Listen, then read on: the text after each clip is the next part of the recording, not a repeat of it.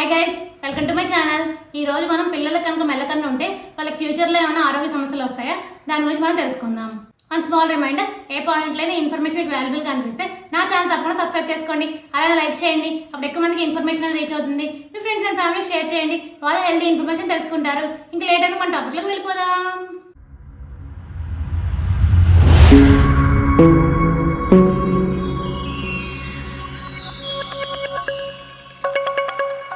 మెల్లకన్ను lazy I అని కూడా పిలుస్తారు.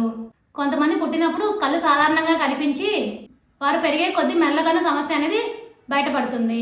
అయితే ఏ పిల్లలు అయితే మెల్లకన్నుతో ఇబ్బంది పడుతున్నారో వారికి పెద్దయ్యాక హై బీపీ, ఊబకాయం, గుండె జబ్బులు వచ్చే అవకాశం ఉందని ఒక అధ్యయనంలో తేలింది. బాల్యంలో మెల్లకన్నుతో బాధపడిన వారిలో 29% మందికి మధుమేహం, అలాగే 25% మందికి హై బీపీ, 16% మందికి ఊబకాయం ఎక్కువగా వస్తున్నట్లు ఆ అధ్యయనంలో తేలింది.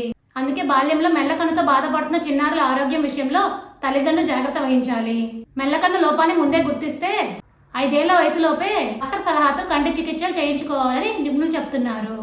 దీనివల్ల అనేక రకాల ఆరోగ్య సమస్యల నుంచి వారిని కాపాడుకోవచ్చు. ఇప్పుడు అర్థమైందా మీ అందరికీ? పిల్లలకు కనుక మెల్లకన్ను ఉందనే సందేహం వస్తే వెంటనే డాక్టర్ సంప్రదించండి.